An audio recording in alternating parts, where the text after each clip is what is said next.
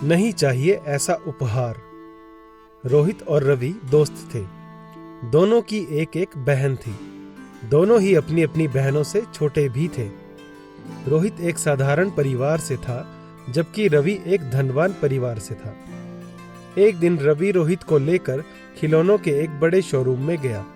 रवि ने रोहित को बता दिया था कि उसने अपनी दीदी प्रोमिला के जन्मदिन पर उपहार खरीदना है। रोहित रवि के साथ इतने बड़े शोरूम में पहली बार आया था। वहां बड़ी संख्या में विदेशी और महंगे खिलौने सजे हुए थे। रवि कभी इस तरफ और कभी उस तरफ खिलौनों को उल्ट पुल्ट कर देख रहा था, लेकिन उसे कोई खिलौना पसंद नहीं आ रहा था। उसे याद आया कि उसकी दीदी गुड़ियों को पसंद करती है। वह शीशे पर सजी बार्बी डॉल की पंक्तियों को उठाकर देखने लगा। आखिर उसे एक बार्बी डॉल पसंद आ गई। उसकी आंखें इधर उधर घूम रही थी, मानो वह जीवित हो। रवि ने सेल्समैन से उसकी कीमत पूछी। सेल्समैन ने उसकी कीमत 1000 रुपए बताई।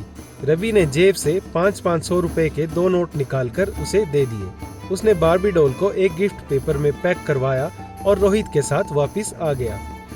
घर आकर रोहित उधेड़बुन में पड़ गया।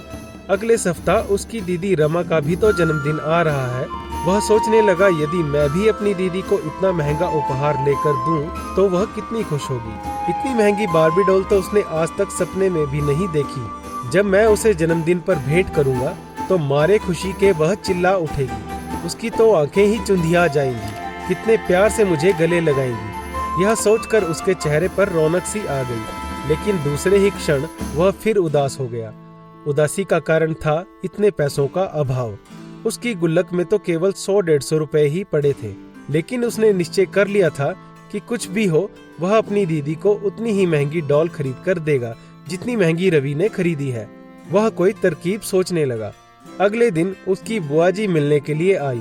1-2 बार जब बुआ जी ने रोहित के सामने पर्स खोला तो उसने गौर से पर्स के अंदर देखा। रोहित ने अनुमान लगा लिया था कि बुआ जी के पर्स में अच्छे खासे रुपए हैं।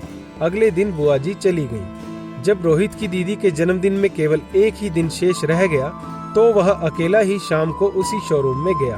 उसने वैसी ही महंगी बार्बी डॉल खरीदी जैसी रवि ने खरीदी थी। उसने उस उपहार को पैक करवा लिया, फिर खुशी खुशी घर आ गया। उसने इसके बारे में रमा को कानों कान खबर तक न होने दी। उसने पैक किया उपहार अंदर एक जगह छिपा दिया।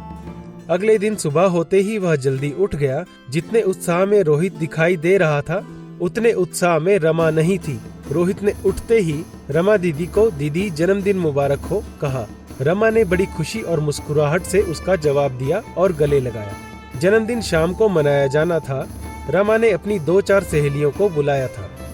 जब शाम को रमा का जन्मदिन मनाया जाने लगा तो अचानक रोहित अंदर से जन्मदिन मुबारक दीदी, जन्मदिन मुबारक हो चिल्लाता हुआ आया। उसके हाथों में पैक किया उपहार था। उसने वह उपहार रमा को पकड़ा दिया। अरे ये क्या है? इस पैकेट में कौन सा उपहार ले आए हो तुम? कहाँ से लाए हो? मुझे तो पता तक नहीं चलने दिया। रमा ने कई सवाल कर दिए।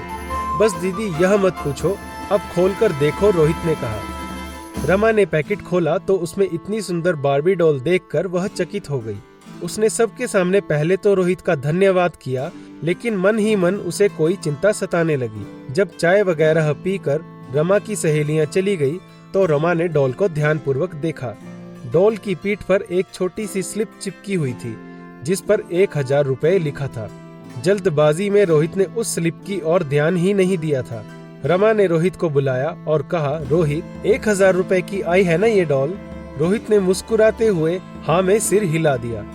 रमा ने उसके हाथ में उपहार लौटाते हुए कहा, मुझे यह उपहार मंजूर नहीं है। तेरे पास इतने रुपए कहाँ से आए? सच सच बता। रोहित यह सुनते ही जैसे सन्न रह गया। उसे लगा जैसे उसकी चोरी पकड़ी गई हो। आखिर रोहित को सारी बात सच बतानी पड़ी। उसने यह भी बताया कि जब रात को उसने बुआ जी के पर्स में से रुपए चोरी किए थे तो वह बुरी तरह कांप रहा था और डर भी रहा था, क्योंकि उसने पहले कभी ऐसा काम नहीं किया था।